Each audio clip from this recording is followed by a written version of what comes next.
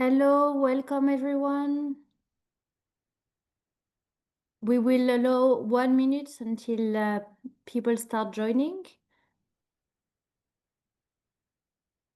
and then we will start this third niche session on prioritization and optimization. So bear with us, we will start in 1 minute.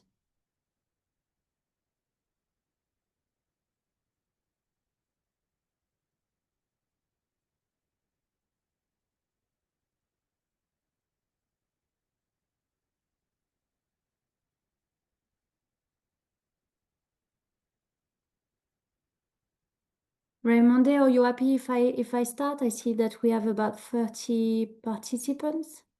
Or do you want me to wait another 1 minute? Maybe another 30 seconds, please, Louise, Okay. and then up to you. Thank you.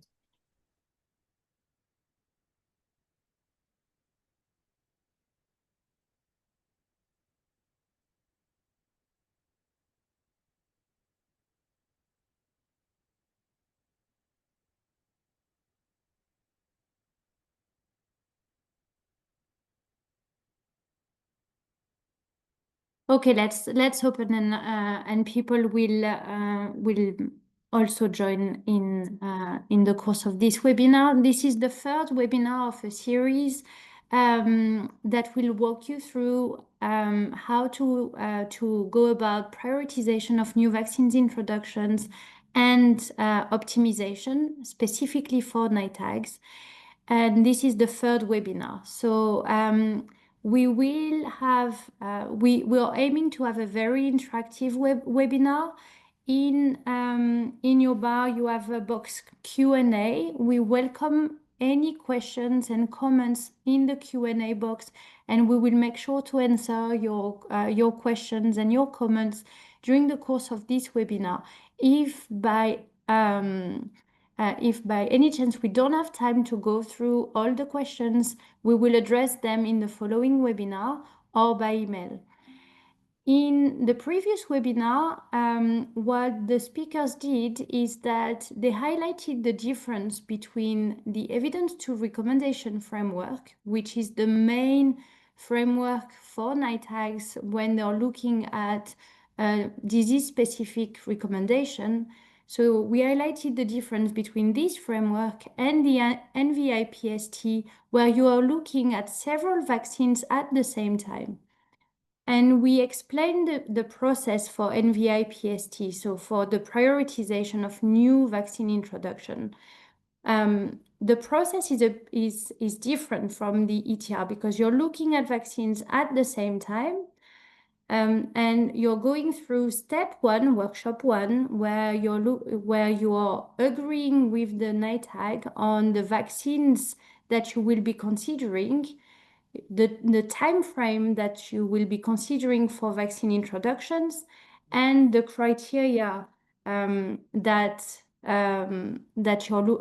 you will be considering for these vaccines. So that's workshop one. Workshop two will be the presentation of the evidence for all of these vaccines according to the criteria that you would have selected. Meaning that between workshop one and workshop two, you will need to do a lot of evidence gathering, global, regional, and especially local evidence. So you will compile all of these evidence based on the criteria selected for all the different vaccines. And then you will discuss in workshop two with the NITAG the results and the findings of these evidence, and then you will weigh the different vaccines according to the different criteria. And you will come up with different scenarios that will then lead to the final stage, which is the recommendations that will be presented to the Ministry of Health. So this was mainly what was presented during session two. We will do today a deep dive on the evidence gathering. Can you put up, Salem, the slide for the agenda today? Meanwhile, I also invite you to ask if you have any remaining questions or need a bit more refresher from session two. please feel free to put it in the Q&A box. We will be happy to answer any of the remaining questions that you will have from session 2. Today, we will go through how to search evidence that is relevant for decision making. This will be done by Dilshad. We will then have a presentation by Kamel on collecting country preferences on vaccines and criteria. And then we will have a country presenting their experiences, and we will have an interactive discussion on how to adapt criteria to local context with Theodros from Ethiopia and Deogratias from the Uganda NITAG. Then Kamel will come back to do the collecting and summarizing evidence for NITAG recommendations. And finally, Deogratias from the UNITAG, Uganda NITAG, will come back to share experiences specifically on collecting and synthesizing evidence. And then Laura from GSI will do the closing remarks. So I hope you will enjoy this webinar.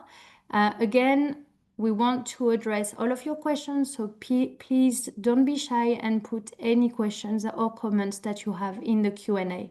And now I will hand over to Dilshad. Thank you.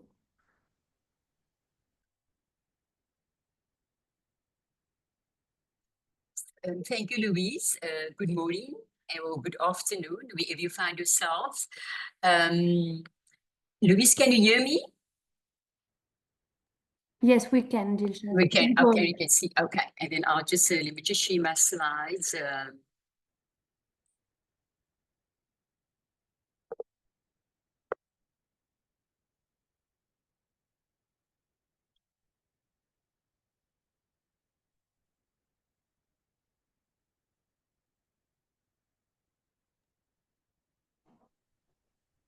We can see them, just not in presenter mode yet, Dilshad. Okay. So good morning or good afternoon, wherever you find yourself. My name is Dilshad Bray, and I am the librarian with the NISH project. NISH stands for the NITAG Support Hub, and we're based at the University of Cape Town as the VPOP project. And we provide training, scientific support, and research to NITAGs. And of course, for today's session, what is important is that we facilitate access to evidence and resources to support decision making. So in terms of, I have a mammoth task, so I'm going to, start immediately. So in terms of searching for decision making, in terms of searching for evidence for decision making, the process is actually crucial. Because we don't want to miss any evidence. So the process is systematic, thorough, and exhaustive. And a librarian can actually help with the search process. And that's the reason why NISH has a librarian on the team. And perhaps that is what you may also want to consider, to actually enlist the help of a librarian. And of course, NISH can also offer a session on searching, and you can actually reach out to us via our help desk. Okay, so searching for the sources, we primarily via websites. Okay, so websites, they don't have very sophisticated search engines like scholarly databases, such as PubMed, Scopus, and so on. So I would say you can start with a basic Google search.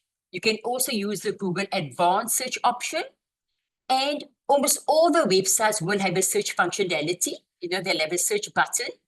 And if you want to browse the resources, almost all the websites will also have like a publications or a resources button. Okay, so that's one way of searching.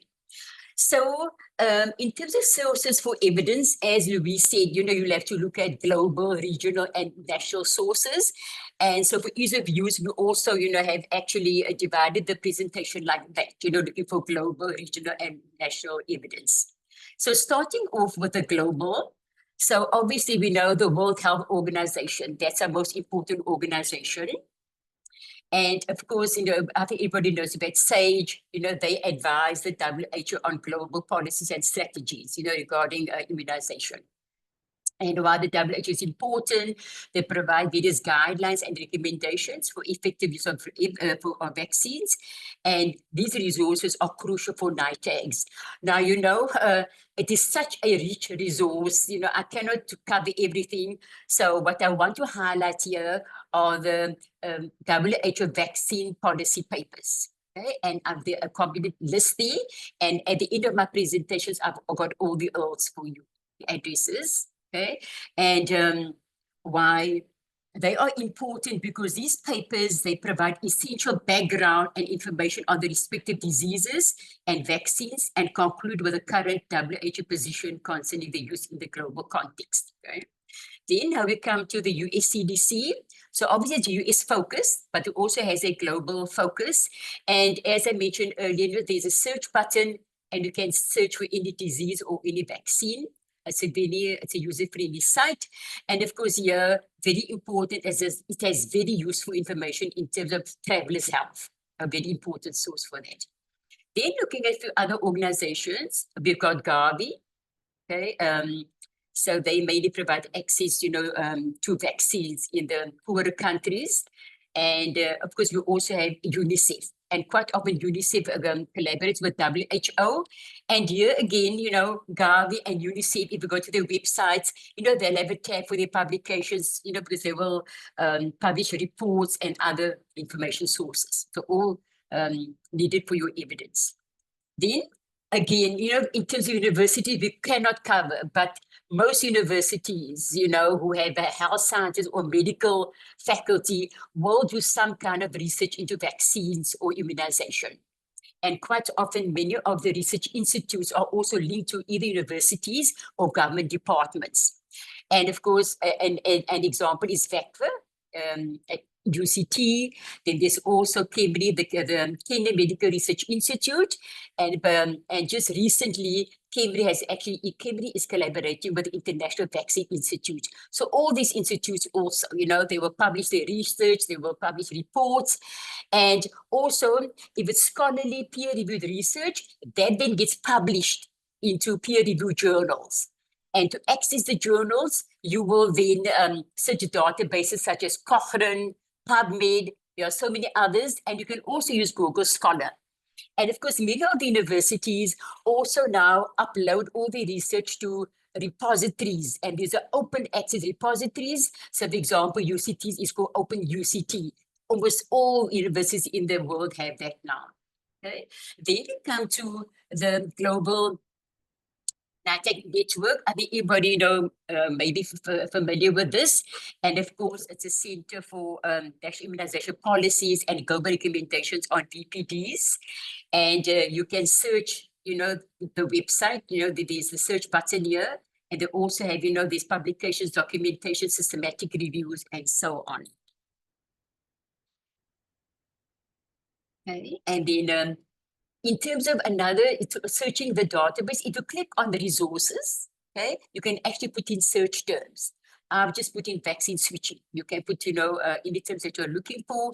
Then it will list the publications which match your search terms. You can see, for example, you've got NITAC documentation and so on, and you can just, read the publications there. Then also a recent addition has been the Vaccine Evidence Compendium, also on the GNN website. And if I click on there, it takes you to the compendium, and it actually assists you by offering a centralized, regularly updated, and user-friendly repository of evidence. And currently, they've only got for HPV vaccines, the hexavalent and RSV. So if you click on any, of the vaccines there, I've clicked on the HPV. You can see it also links you to the WHO position papers, which I referred to earlier. And also there's a nice tool here about vaccine, compare vaccine type. So if I click on there, and you can see, for example, with the HPV vaccine, it gives you a comparison. And I think this is a very useful resource for you. Okay, then we come to the regional resources. And of course, they are essential for understanding specific public health challenges and use to tailor decision-making to local context. Okay, so in terms of, obviously there are the WHO regional offices. I've just mentioned AFRO here and EMRO. Then also in terms of regional sources, there are the right tanks, okay, the regional advisory, technical advisory groups. And then There could be other immunization technical advisory groups, EPI managers, meeting reports, and with regional committees. Now, I must say, especially for the RITEs and the other immunization technology advisory groups, the information may not be that readily available and it may not be open source.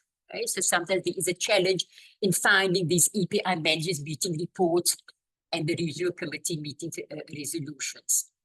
Then we've got the Africa CDC, which is the health agency of the African Union. And it supports and contributes valuable data and insights for vaccination efforts in Africa. So it's a very important source for us. And then also you've got the regional offices of organizations such as Gavi and UNICEF who also put out their reports and so on. Then there are also regional reference laboratories, and these are specialized labs within a geographic region that perform advanced testing. So that could be also important data there.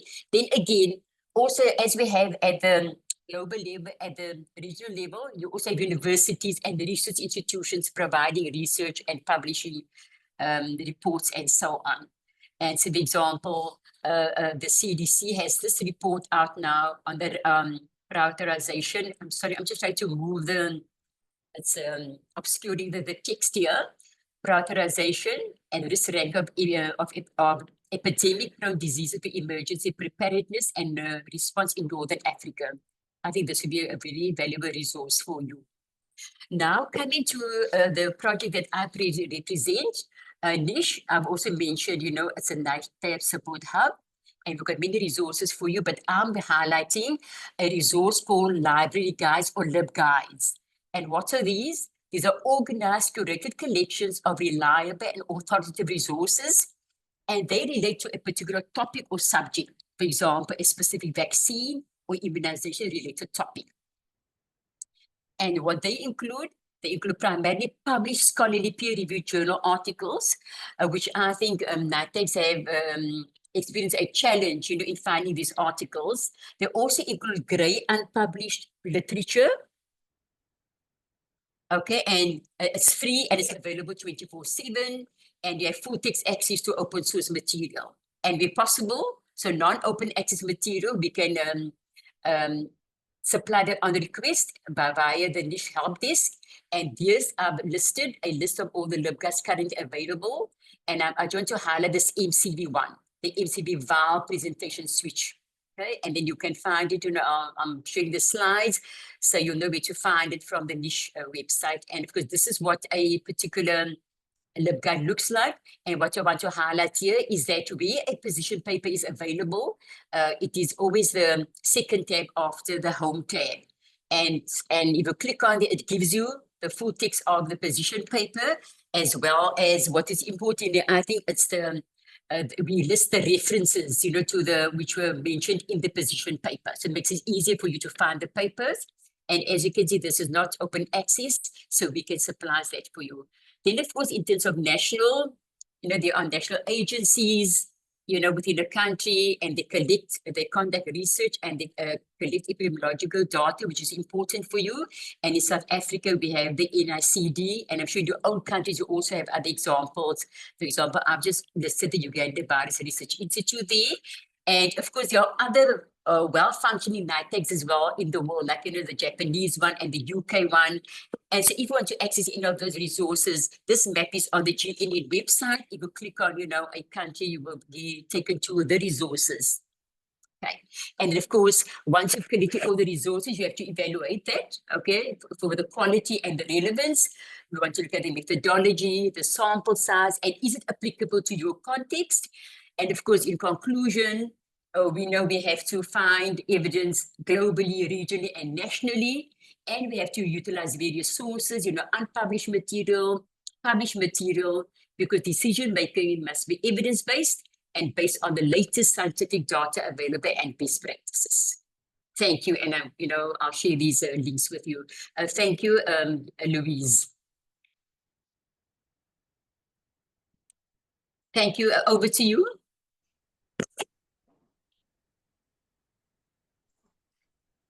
Thank you, Dilshad. So next we will have our main speaker, who will be Kamal. Thanks, Kamal. Thank you very much, Ramonde. Thanks, to the colleagues of Niche for inviting us again for this third webinar. And Dilshad did a great work, and she will, as she covering many things that I was going to cover, so that's great. So we will be able to move quicker. So let me just project my slides, and then I'll start. You tell me if it's in presentation mode. Is that okay, Ramonde? Presentation mode. Thanks. Excellent. Thank you very much. So again, this presentation is part of these efforts that is led by GSI Choices 2.0, and I'm here as a development catalyst, and I'm going to present one element of the NVIPST tool that was developed again by the partners WHO, UNICEF, Gates, GSI, Gavi, and other VPOP partners. And thanks to Niche, we are sharing that today with you. So today I'm going to focus, there was already a reminder of what we've seen during the first workshop. The first workshop we discussed in the prioritization, we discussed the fact that the NITAG will have to identify three main things at the beginning of the process, which is which timeline they're going to use, looking at which period they're going to prioritize vaccines. Usually, countries decide to look for the next 5 years, which vaccines they want to compare to decide which ones are the ones that are the most important ones to be introduced in the future in the country. And the last piece, which we're going to discuss today, is the criteria. Which criteria the NITAG is going to use to compare the vaccines and to say this vaccine is the most appropriate for us. So I'm going to discuss today the criteria and also how to collect the information and prepare the information around those criteria to be able to discuss that during the second workshop of the NITAG. So there is an important process I just mentioned, which is those criteria. And this comes after a few preliminary steps. The first one is the Secretariat of the NITAG will present an extended list of vaccines and criteria to the NITAG. And to do that, you can use a template. You may remember that during the last webinar, I went through all the material that is available to help you doing the prioritization at country level. And there were different material that you can use. And one of them is the online session template, which is a template that you can use to present the criteria that the NITAG will select. So in addition of this list of criteria, and I'm going to dig into the detail in a few slides, you also prepare a vaccine list, like which vaccines you think the country should be maybe interested in comparing. And you provide high-level information on those vaccines. And you organize a session online with the NITAG member. No need to have an in-person session at this point, because the objective is for the Secretariat to prepare a vote questionnaire to the NITAG members during this online session, so they can then decide which vaccines they want to discuss and which criteria they want to use to do the comparison. So you share the link for the online session, you prepare an online questionnaire, and I'm going to show you what can be used, and then you analyze the results of those votes. So then you can have the first workshop in person of the NITAG member, during which, as I already mentioned, they're going to discuss which vaccines, which criteria, and which period they want to compare, they want to work on. And at the end of this workshop, they will then discuss how to collect the data and who's in charge of what.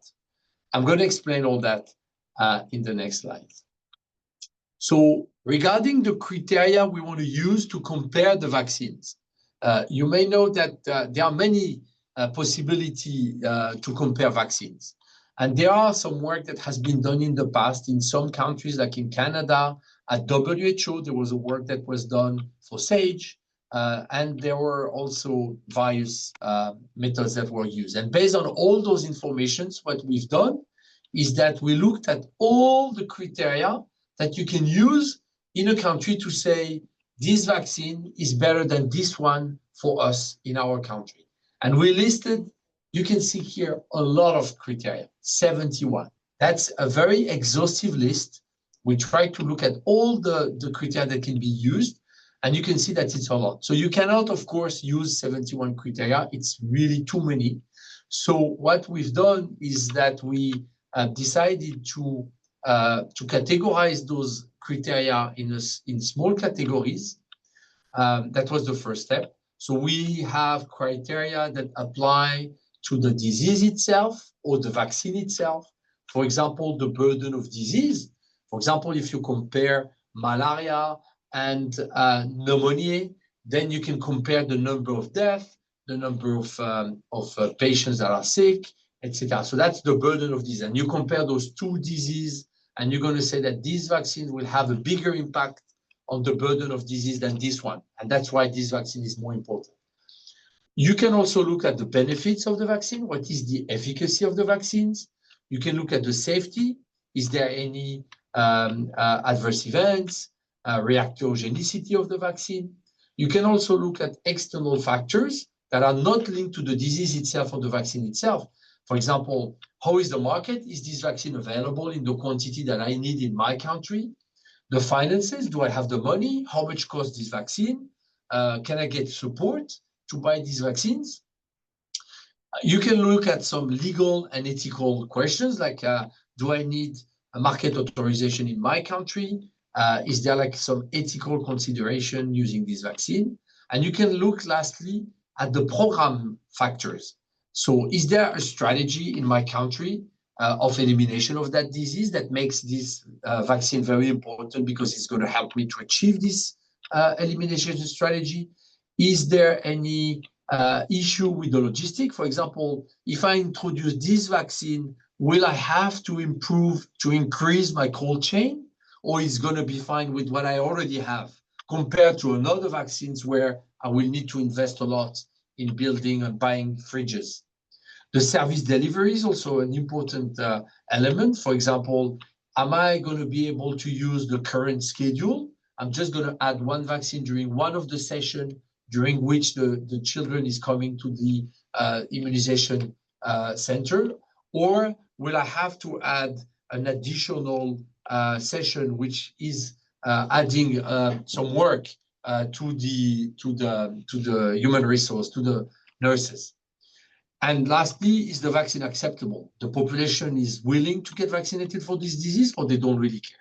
So we categorize the 71 criteria in those different categories, and then we classify them in importance and feasibility. Importance means that this disease or this vaccine is very important for our country, and the feasibility is more, okay, it's going to be easy to introduce this vaccine.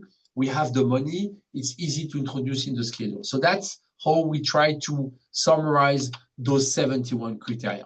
So then we went through a group of experts at global, regional, national level, and we asked them, look at all those criteria and tell us which one you think that are essential, that all the countries need to look at those criteria because they are universal. So those are what we call the essential criteria.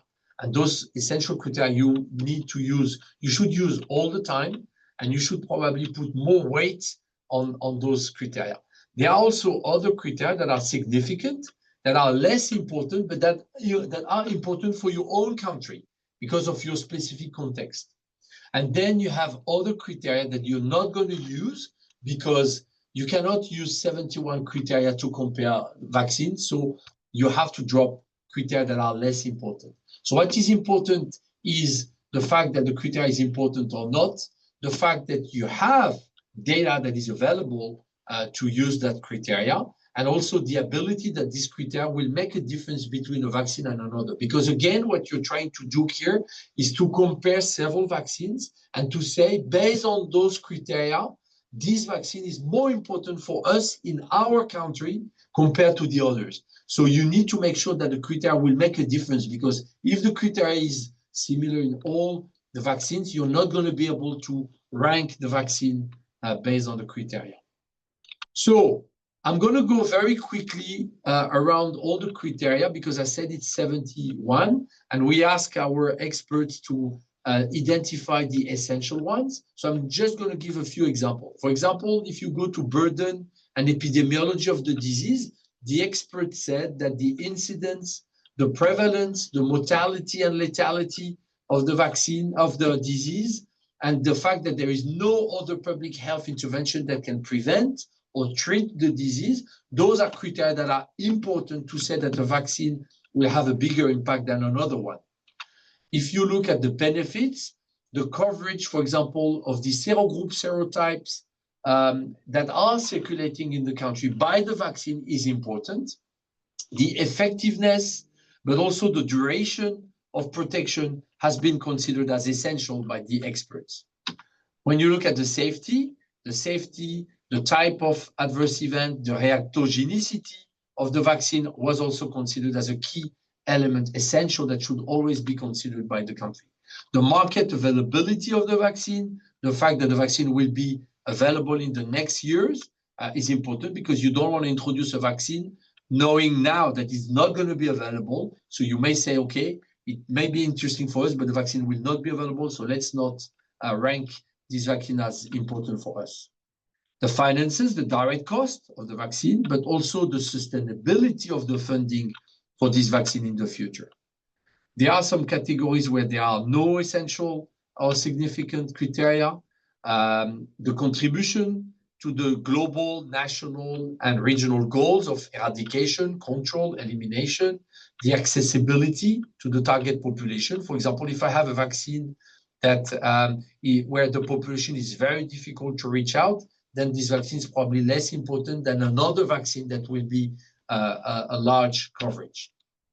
The logistic, if the cold chain equipment is sufficient, is adequate, or it's an essential criteria. Another one is the human resource. I don't want to put too much burden on the nurses that are doing the immunization activities. So if I introduce a vaccine that will need a lot of work, like much more visits from the families and much more work from the nurses, it's probably not as good as a vaccine that will fit in the schedule and that will not require a lot of work from the nurses. The perception of the population regarding this disease. We've all seen, for example, that for COVID, the population was not really interested in getting vaccinated in Africa, compared to malaria vaccine, where there is a strong expectations from the population to get vaccinated. And also the acceptability of the schedule. If I have to do a lot of additional visits, then it's a problem. If I had to add a lot of injections, then it's a problem. So those criteria that I mentioned have been categorized as essential and significant. So you see here is the summary from the 71 criteria. This is the summary of the essential and significant. So that's what the experts recommend to use. But of course, you can add criteria in the list of the 71 that you think are very important in your own country. So you have to consider that. So criteria needs then to be detailed, translated into indicators. Because when I say mortality, what does it mean? You have to be specific.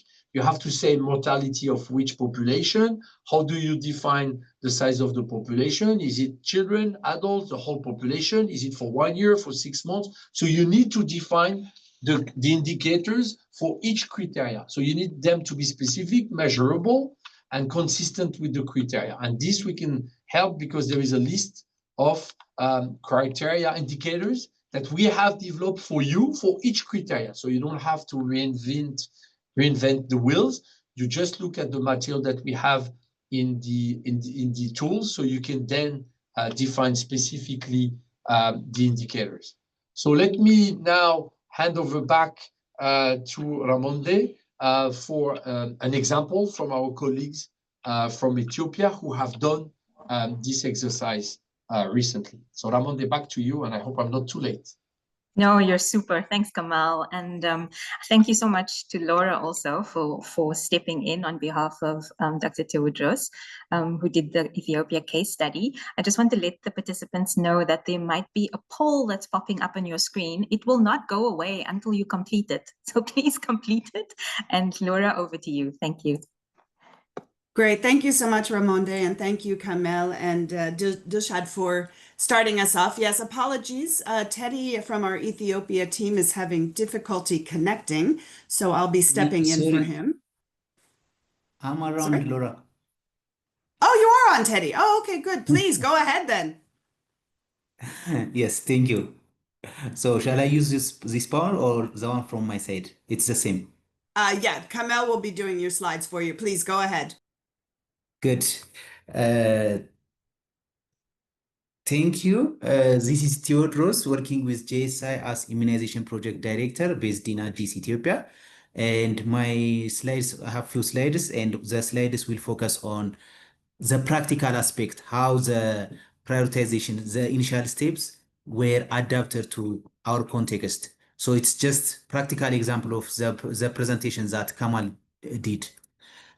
For Ethiopia, we have conducted the prioritization. We have completed that one over a period of 6 months. And during in the first one, Ethiopia identified 6 vaccines as shortlisted for prioritization, and we selected 13 criteria. The criteria that you see on the left side are the ones that were used during the prioritization process, and there were 4 of them. They were absolutely critical, 6 of them as essential, and 3 of them as important. So you see the difference from what Kamal presented for Ethiopia. The Ethiopian ITAG redefined and adapted this criteria into absolutely critical, the next level as essential, and the last one as important. And each of them having different weight. For the most critical as 3, for the essential as 2, and for the important criteria as 1. So for that one, as Kamal presented, there were 71 criteria, and from that one, for us, 13 were used, and online voting followed by discussion helped in the decision. Then 32 indicators for these 13 criteria were identified. And as I mentioned, the criteria, it was categorized into critical, essential, and important. The criteria, they assessed both the importance of the vaccine as well as the feasibility for introduction. And 8 of them, they assessed the importance, while the 5 of the criteria, they assessed the feasibility. Then this was at the time of during the first workshop, but after data collection during the second workshop, what we have found, one of the criteria, it didn't have any differentiation in terms of bringing different value. So for all the 6 vaccines, it was consistent. So it was dropped as one of the criteria for prioritization. All of the vaccines, they were safe, and there was no difference between first vaccine, second vaccine, or the 6 vaccines. That was why it was dropped. So the final prioritization, it was done using 12 criteria. Initially, we selected 13, but later it was adapted. Yes, please, next slide. So what happened during the second workshop, using the criteria and using the data collected, Ethiopia's NITAG prioritized from the 6 vaccines, 2 of them were prioritized as high priority, that is hexavalent and measles rubella. The next one, meningitis and RSV, it was put as the next priority, and the other 2, they were considered as low priority for the time being. And if beyond, after the prioritization was completed, we conducted 2 different tasks. One, these 2 vaccines, particularly the high priority vaccines, they were included in the national immunization strategy for 2026 to 2030. That is one.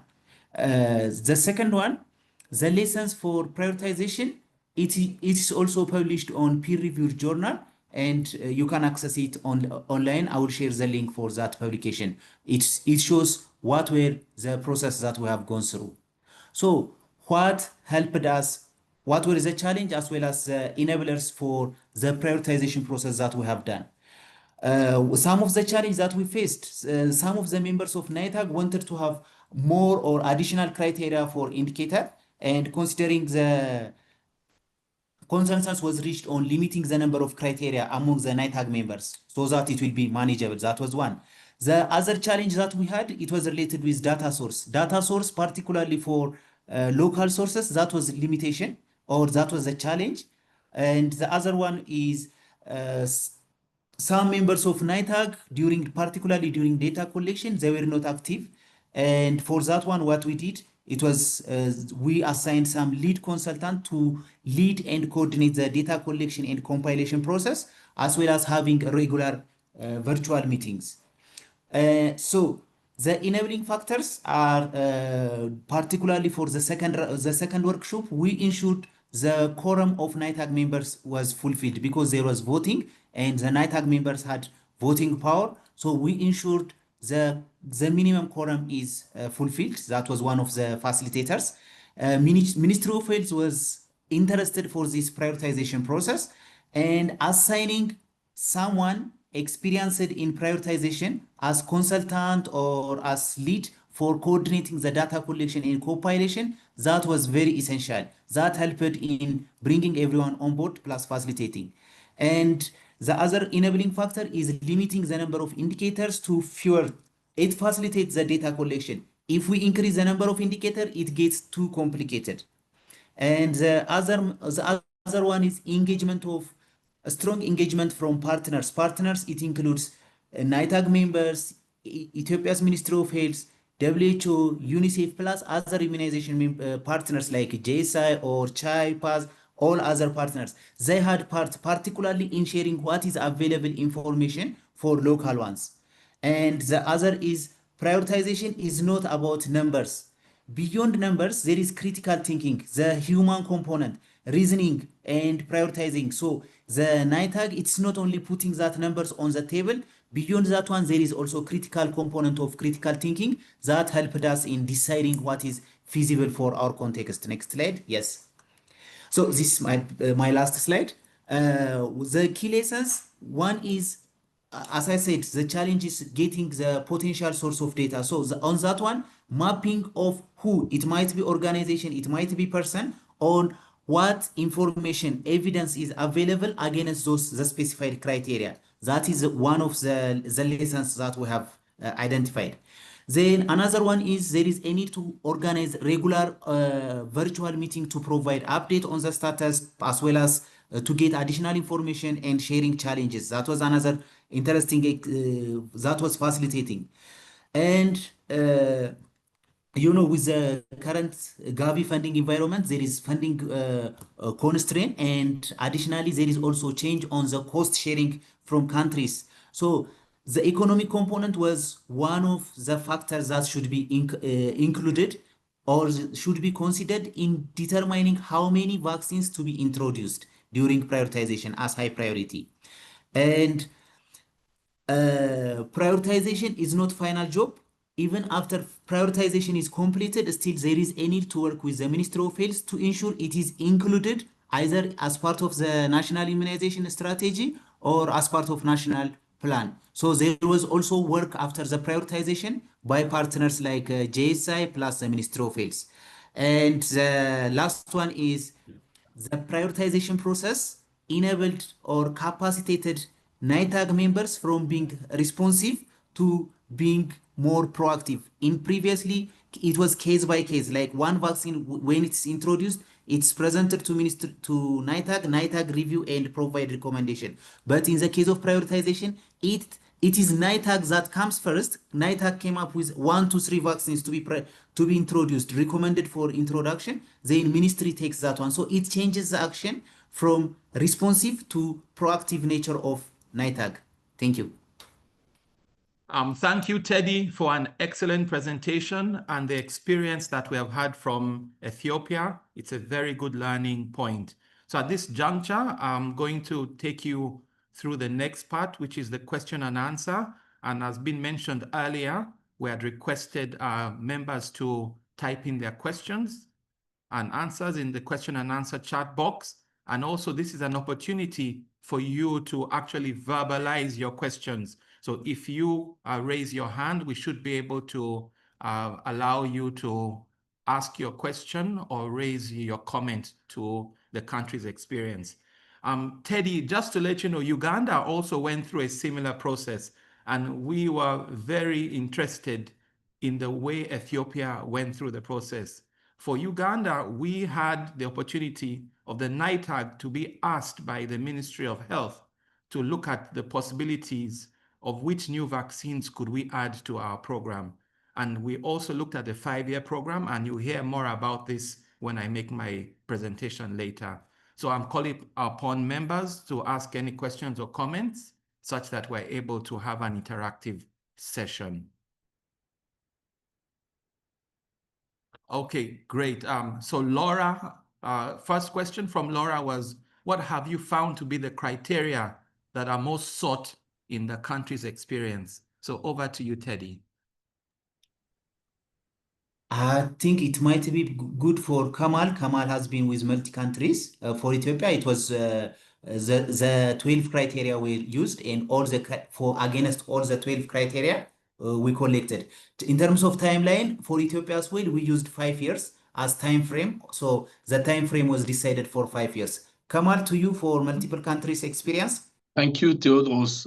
Indeed, the fact that those 12 criteria that you mentioned were identified by the global, regional, and country level experts as the universal criteria, it's true that we discussed them with all the countries we work with to do the prioritization, and they all agreed that those criteria were very important, essential, and important. So they all selected those 12 criteria. And those 12 criteria that I had on my slide, it's mostly, you know, the burden of the disease, the efficacy of the vaccine, the safety, the availability of the vaccine, the fact that the population is interested into those diseases, the fact that the cold chain will absorb, the human resource can absorb the new vaccine. So those are very, I would say, common sense criteria. And that's why there was a consensus among all the countries we work with to use those. A few of them added some additional criteria based on their specific context, but that's usually 1 or 2 criteria that were added. Thank you, Kamal, for your response. I wanted to ask, every time whenever you put up that 71 criteria list, it was a very difficult question for us to break down. So Teddy, from your Ethiopian experience, when you saw the 71, what was the motivation not to keep all of them?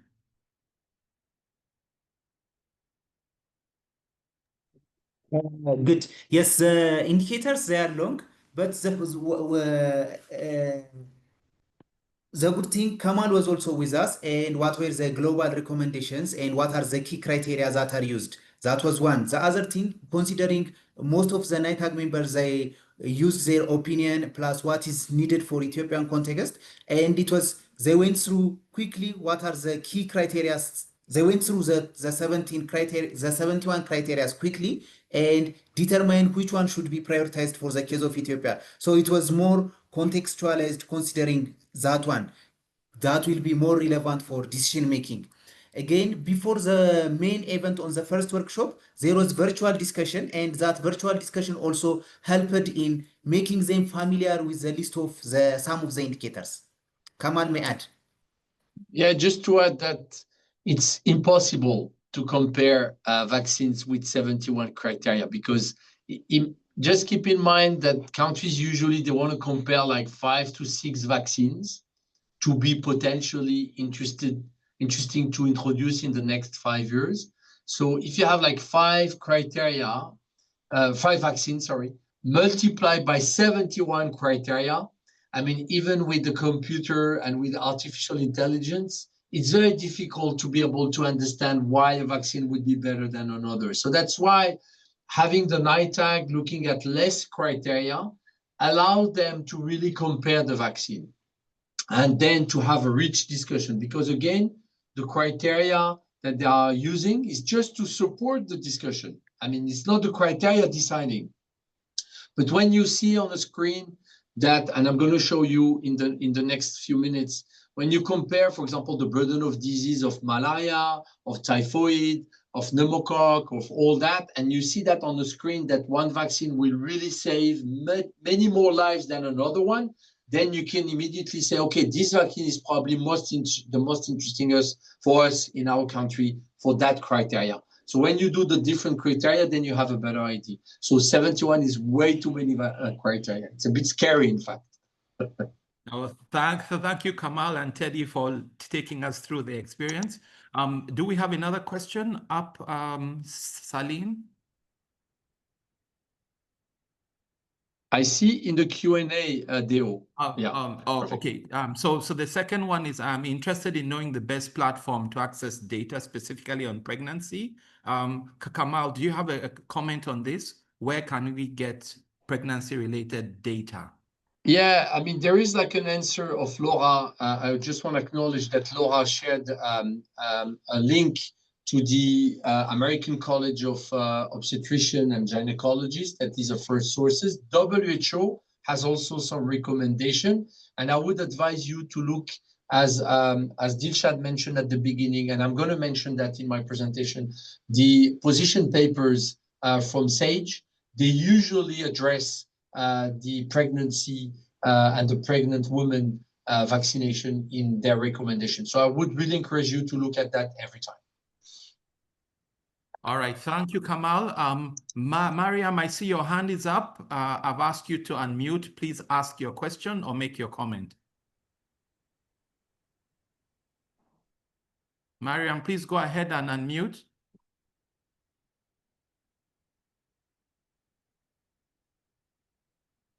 You're being activated. You're able to unmute. Okay, as Mariam is trying to get to unmute, there is a question to you, Teddy. Why didn't you choose cost as one of your criteria? And this has come from Irene. Good. Yes, cost as such, it was not used as one of the criteria for during the prioritization for us.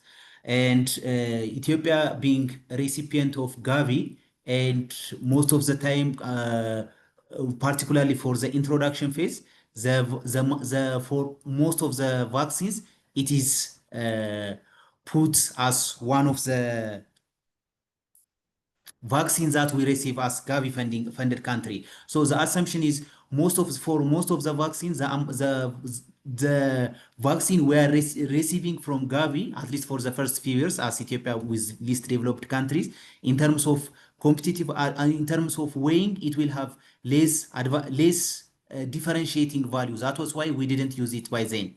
But looking forward, particularly in terms of Gavi 6.0, the cost sharing is expected to increase. My recommendation for other countries, if there is enough evidence about the cost, it can be considered as one of the criteria for evaluation. For us, we didn't use it as such. So thank you, Teddy. And I think the members, as you will see, when Uganda shares their experience, we did actually choose cost as one of the things that was key. The transitioning from a low and middle income country to a middle income country or a high income country does require you to think a lot about what will be the costs in the near future. Any other question? Mariam, I've activated you to ask your question or make your comment. Please go ahead if you can, or type it into the chat.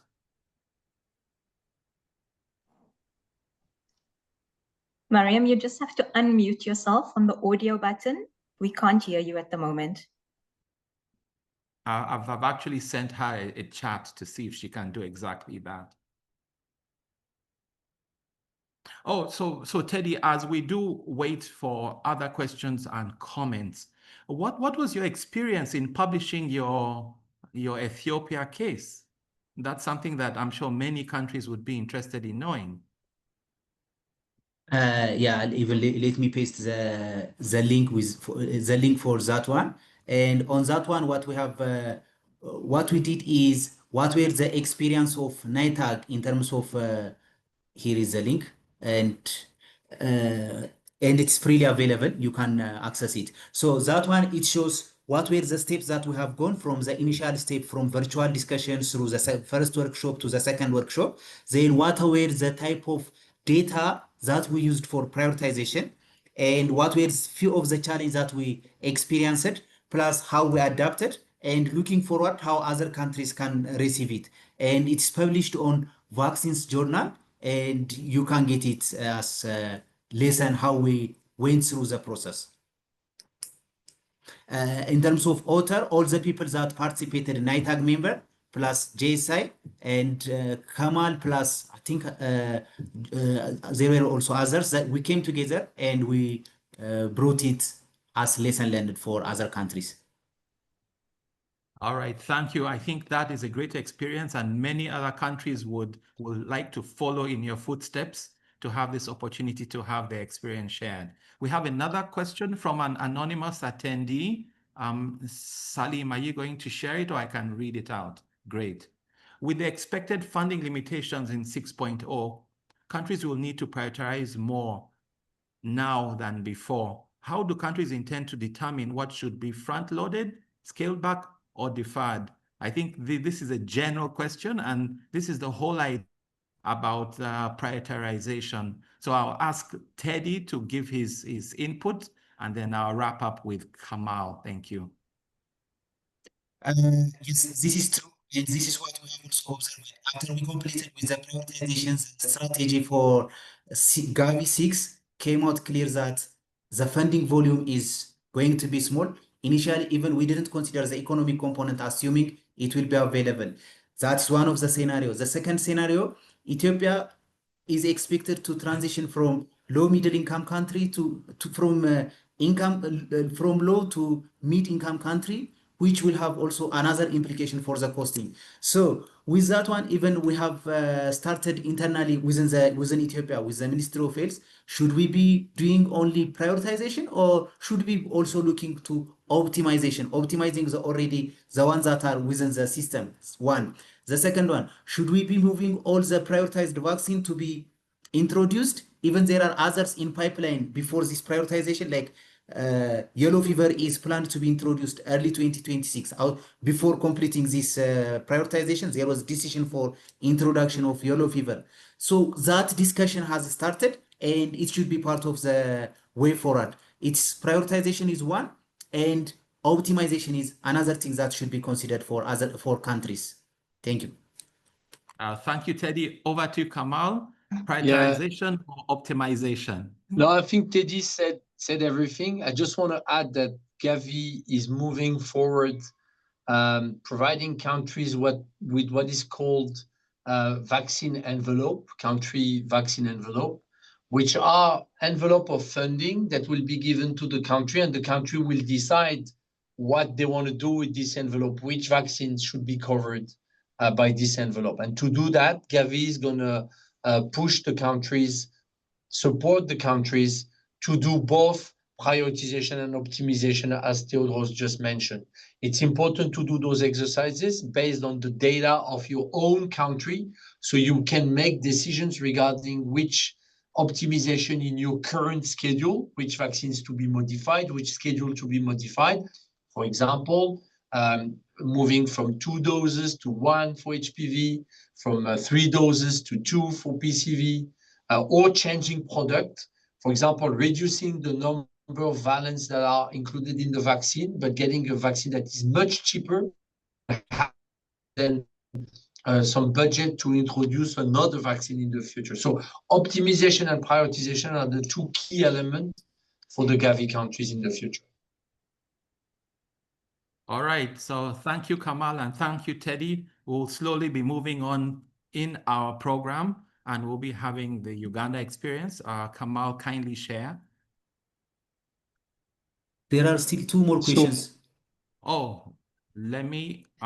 So I have to ask Ramonde if we can still take questions, because time is running. We are actually out of time, and I think she guided that we'll be able to follow on with the question. So kindly, Kamal, please share your presentation. Okay, Thank so you. I'll move with my presentation, and your presentation there is just after. So let me just put in presentation mode. So the idea now is once you have selected the vaccines and once you have selected the criteria you want to use to compare those vaccines, you need to collect the data. Because the data are the most important element of this prioritization element, because without strong data collection, data analysis, your prioritization will be based on poor elements. So you need first to have a data collection plan, and that is done at the end of the first workshop of the NITAG. So the first workshop of the NITAG, you decided which vaccines you want to compare for which period and which criteria you want to use. So then you have a data collection plan, and I'm going to explain more what it means, but it's really just to say who's going to be in charge of collecting the data for that criteria. Then there is a phase that usually lasts 1-2 months, during which each person that is in charge of collecting data for one indicator, for one criteria, will do so and will share with the Secretariat of the NITAG, and so we'll clean the data and prepare data to be able to present it to the second workshop of the NITAG. Because we cannot just share Excel tables to the members of the NITAG. They are busy. They don't have time to dig into the data. So you have to prepare and present the data in a way that they can easily compare the vaccines for that specific criteria. And then during that second workshop, they will look at all the data and they will look for each criteria, which vaccine is the most important one. So let me explain a little bit more. So the data that you are collecting, they are based on those criteria that have been translated into indicators. I mentioned the example of the burden of disease. So burden of disease, the indicators that you're going to use is the number of cases, the number of serious cases, the number of cases with hospitalization, and you're going to define the age group, etc. So you have data that is either specific to the vaccine itself, the efficacy, for example, the safety. You have data that are specific to the disease. I just mentioned the burden of disease, etc., etc. So you're going to have all those data. You're going to look at the sources. What sources can I use to collect the data for that specific criteria and its indicators? So Dilshad presented, so I'm not going to go back to that, but she presented different sources. And we are also providing you with a list of sources that you can use to make your work easy.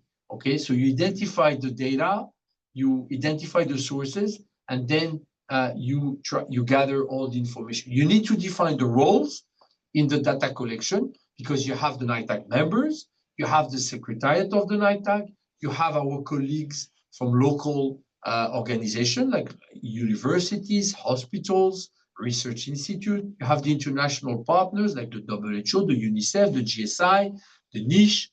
You have also the donors that can help, and some members of the NITAG that are observers. So you need to have one person that will lead the process and that will follow up with each individual that is in charge of one indicator, one criteria.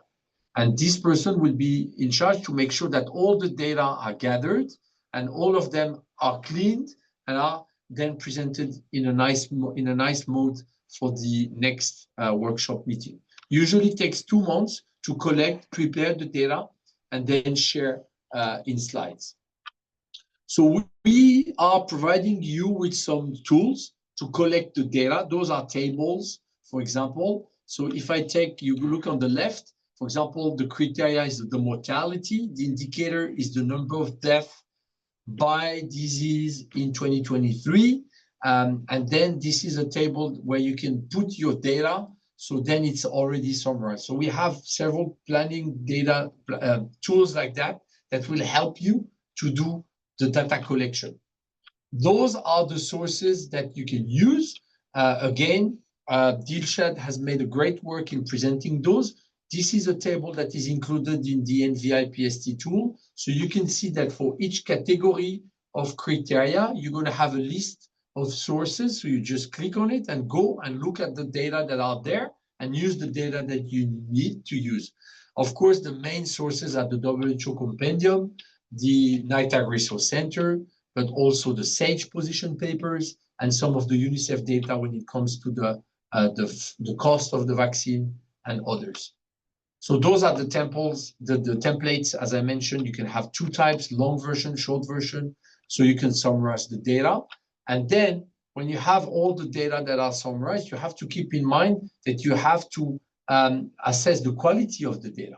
And the quality of the data, you don't have to do ETR like you do for when you discuss a specific question, a specific introduction question of one vaccine, but you need to assess the quality. And there are different tools that you can use from WHO, because you need to check if there is any bias in the study.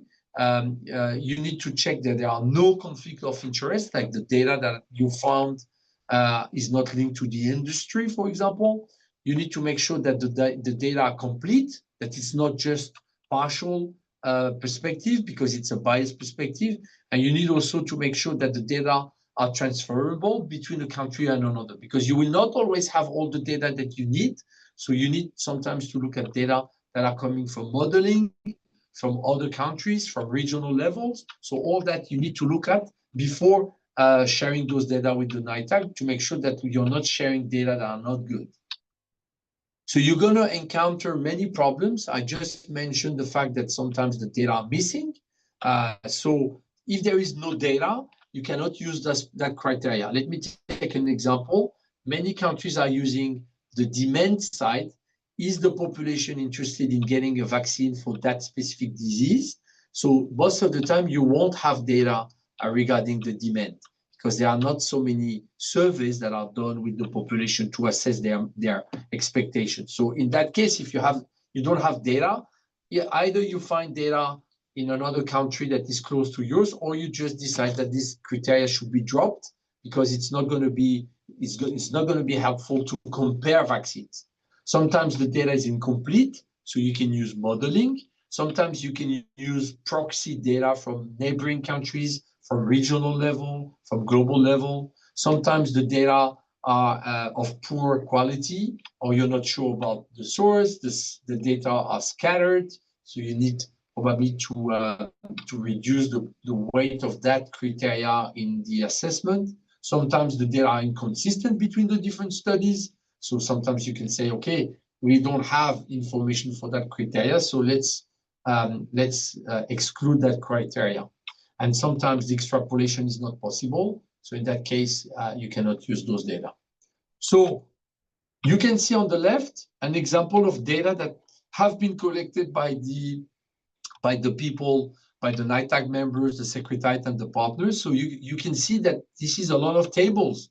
And you cannot just share tables with the NITAG members when it comes to discuss, to compare the vaccine, because it's too complicated. So you have to find a way of presenting those Excel sheets in a way that is very visual. So then when you have the second workshop, the NITAG members, they can look and can understand rapidly where a vaccine is better than another one for your own context. So that's where you can use those kind of visuals, or some kinds of summarized tables with some color codes and things like that.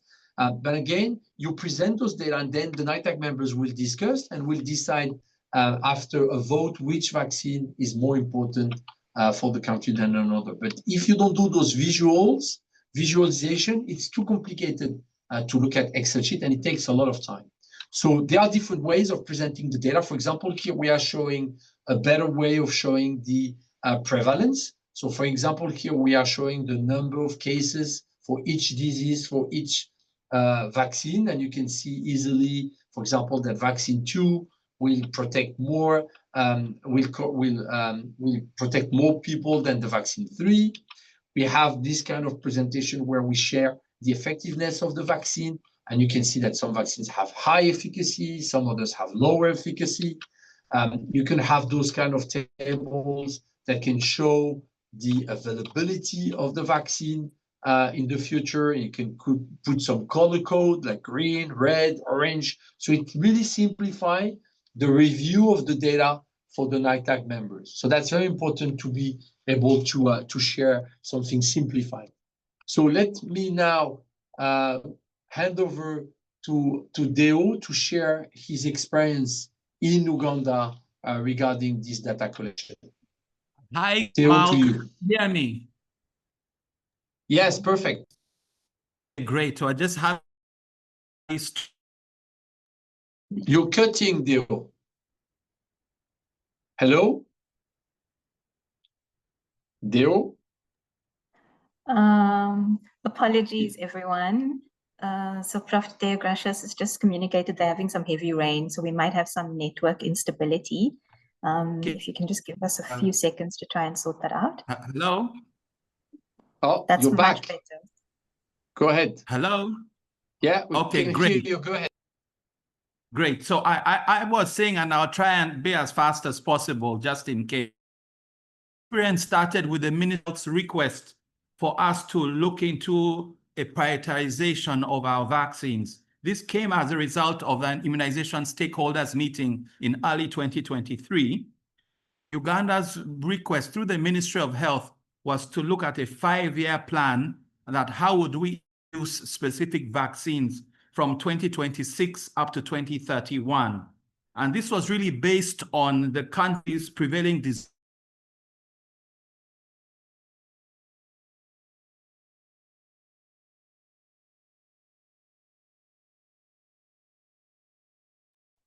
So we lost So as Deo. as you can see, in the slide, we chose 6 vaccines: the hexavalent, the DTP booster, the cholera vaccine, meningitis, typhoid, influenza, and we were able to choose 18 criteria. And these 18 criteria are basically shown in the indicators below. 7 of them were essential, 6 of them were important, and 5 of them were weighted as other. But as you can see, comparing our experience to Ethiopia experience, there were similar aspects: the burden of disease, the mortality, the effectiveness of the vaccine, of funding for the vaccine, some direct costs related to the vaccine, and availability of cold chain. In the important criteria,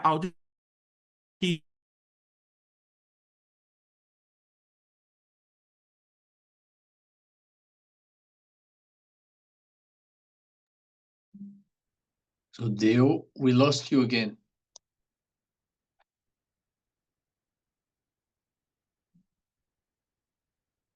Deo, can you hear us? So I can see in the chat that they are facing some storms and heavy rains. So probably the internet is not working anymore. So Ramonde, what do you suggest? I can maybe go quickly through the slides of Deo if he's not able to reconnect. I think that's an excellent suggestion. Maybe just checking if his colleagues from Uganda, Celia and Irene, might have better luck with their connection. Celia, Celia, are you there? No, it seems the whole campus has internet connection.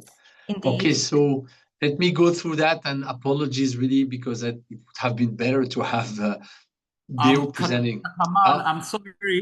I'm sorry, it dropped off. I've just changed my networks. Okay, go ahead then. Go ahead. I'm not sure how much the first slide was heard, but I'll just summarize it in 3 parts. That we chose 6 vaccines with 18 criteria, and of the 18 criteria, we had 7 that were essential, 6 that were important, and then 5 that were others. Next slide, please. Next slide, please. So we developed working groups, and some of the working groups were responsible for reviewing some of the criteria. So we had a working group for the burden of disease, for the impact of the vaccine group. We had an economics working group, an ethical, legal, and social group. And all these groups met 2 to 3 times to discuss the criteria that were shared above. And they were led with the help of the Secretariat. And each of the criteria was split into indicators that each time we had a meeting, we're able to evaluate and come up with clear way forwards. Next slide, please.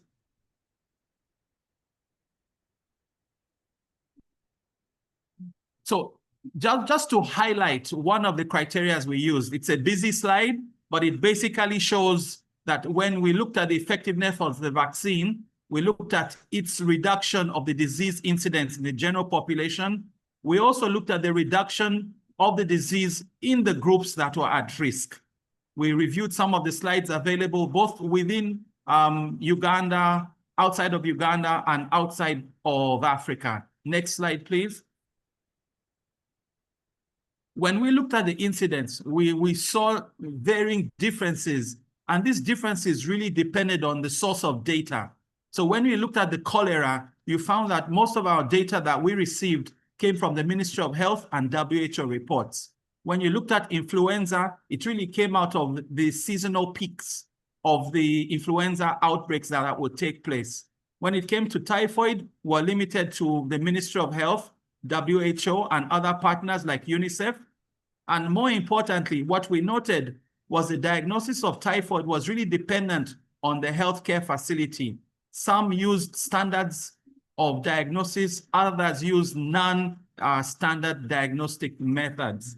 For meningitis, it was really limited to the areas where we have our meningitis outbreaks. So it showed you figures in specific regions, but not in the whole country.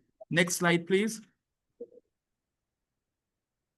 So Kamal, I will kindly request you, because of my challenges, to please lead the Q&A so that we're able to continue the session, but I'll still be able to type my responses. Thank you. Excellent. And Deo, thank you very much. Despite the connection challenges, you were able to do a very good presentation and giving a very good example on how to translate the data from, data that can be a bit difficult to absorb into a very nice graph that is very understandable from everybody. So let's open now the floor for the Q&A. Let me stop the screen and check if there is any Q&A question and if there is any question or hands in the chat. Let me do that. I don't see for now a question in the Q&A. Anybody wants to ask question? As I always say, there is no stupid question. Any question is good. So please don't hesitate. If you have any question, either you put it in the Q&A, or you raise your hand, or even in the chat if you want. We are here to help. Amal, yeah. I hope you can hear me. I can quickly push in a question. One of the challenges that we had in Uganda was retrieving data from partners. So how do we engage partners who are in country or outside of country to provide you with data? Excellent question, because indeed, sometimes the data are not available immediately in the country, and you need the help of the colleagues from partners organization to help. First one is, don't forget that in the NITAG, you have partners that are members of the NITAG as associated members. They are there to represent their institution, but they are there also to provide information that is not available. So that's usually WHO, UNICEF, and a few others that are ex officio members. So you should make sure that they attend your NITAG meetings and they are there from day one when you do the prioritization and optimization. And if they are engaged and involved from day they will be there, and you can ask them when you develop your data collection plan, you can put them in charge of collecting some specific data that you know they will be better at than another member of the NITAG or another member of the Secretariat. So that's one. The second is that WHO, UNICEF, and others are making also a strong effort to provide data through their platforms. So SAGE recommendations, I always tell people, look at SAGE recommendations, look at WHO position papers that are online on the WHO immunization website, because they are full of information that are very important and very useful for you. WHO moved also into creating what Dilshad presented, which is called the WHO Compendium, where you're going to find a lot of information for vaccines, like the efficacy, the type of vaccines that are available, the cost of the vaccine through UNICEF. All that is available on WHO Compendium and on UNICEF platform. And as I said, we are providing a list of those resources in the tool. So sometimes if you need additional data, don't hesitate to ask your country office or to reach out directly to WHO regional office and sometimes headquarters in Geneva through the people that you know, so they can also help. So that's what you can do when you need the partners to get involved.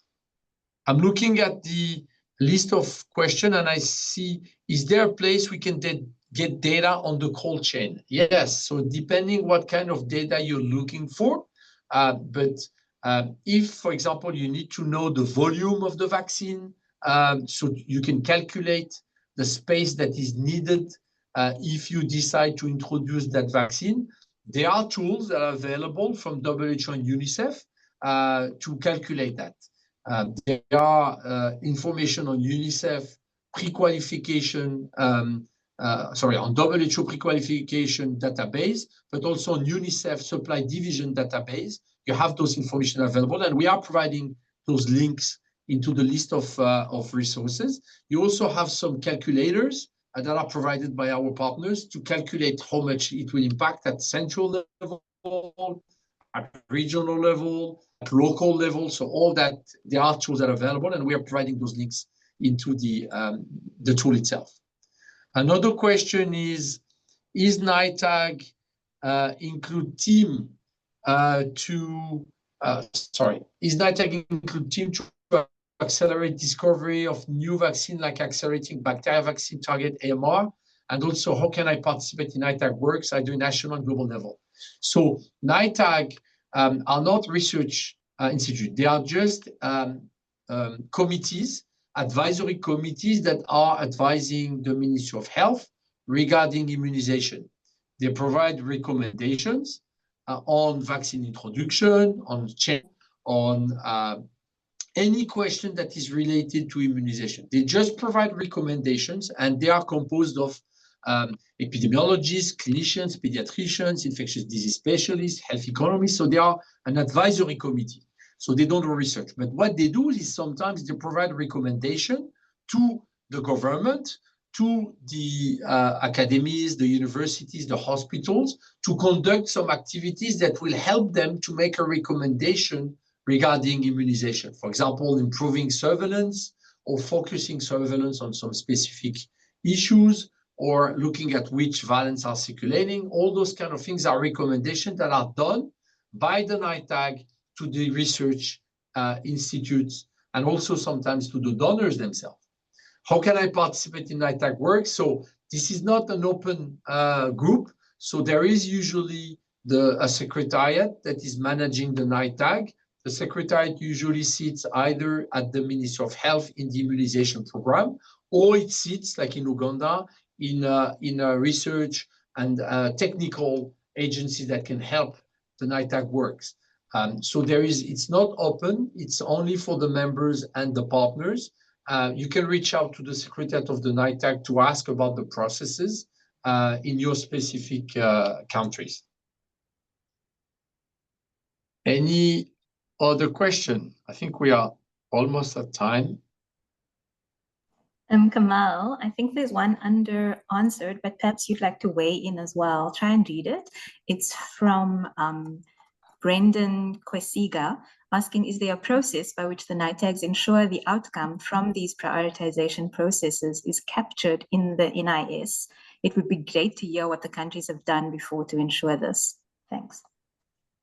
So I can say that one thing that is very important for this process that is managed by the NITAG is to make sure that the immunization program is fully involved from day 0, and I would say from even day -5, because they are the ones that are going to receive the recommendation from the NITAG, and they are the ones who are responsible to include them in the NIS.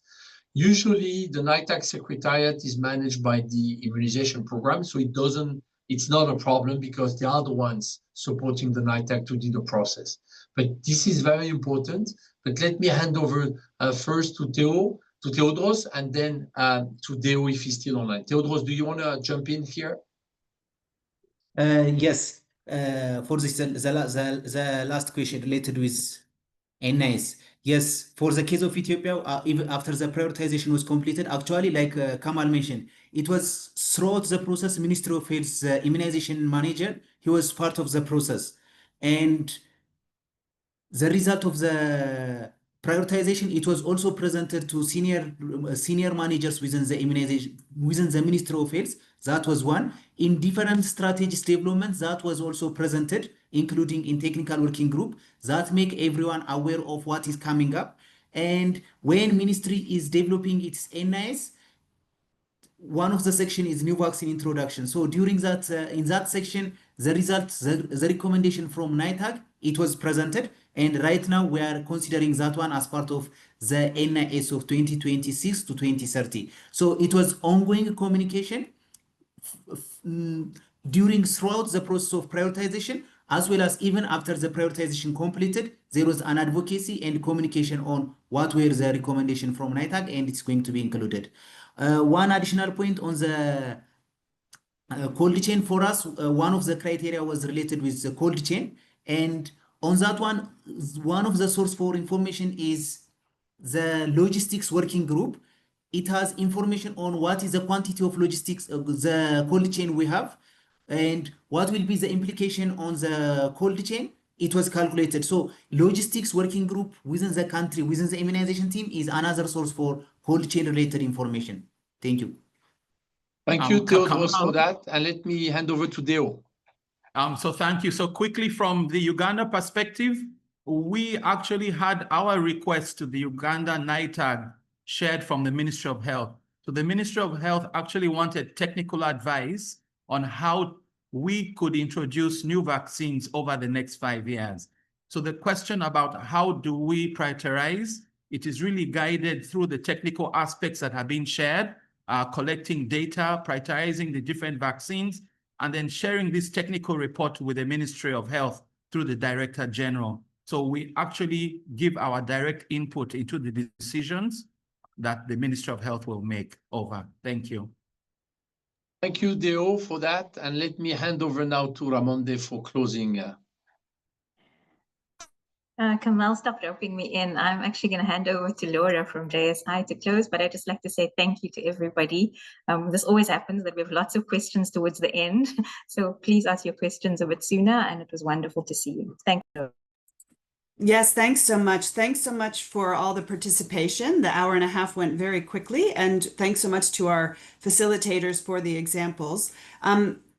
As was covered in the discussion, we're really looking at how we search for that evidence related to decision making. And Dilshad nicely recommended librarian services, which are very important, as well as the descriptions of how you shortlist and do the processes, then how you match that search for data and information sources in the different examples that were shared, such as PubMed, the Global NITAG Network site, the WHO sites, of course, the position papers, and the regional offices as well. So thanks, Kamel and Dilshad, for those good details on how the processes can work. And of course, we have to thank Teddy and Deo Gracias for the country examples. And thank you, Deo Gracias, in the midst of a storm for reconnecting. But these learnings from Ethiopia and Uganda are very important. And we will be highlighting in the next session, which will be held for the English version on the 10th of December and for the French version on the 11th of December, where we will be going into more of the country experiences with the vaccine prioritization process, and also talking about the evolution that is happening with the optimization process. As was noted in one of the questions, we now are looking at both prioritization and optimization, particularly for the countries that are in accelerated transition from Gavi, who are now really having to make a lot of very challenging decisions around which vaccines to prioritize or how to optimize in the existing vaccine portfolio, given the change in resources that will be coming as the country will be graduating from the Gavi assistance. So we will be doing more of a deep dive in those next session, in the next session around those different considerations. So if you have additional questions, please feel free to email them and share them. We will address those also in the next session. And also, we really want to thank you again for your participation and hope to see you in a couple of weeks. Thank you so much and have a good rest of your day. And Uganda, I hope your storms have passed. Take care. Thank you.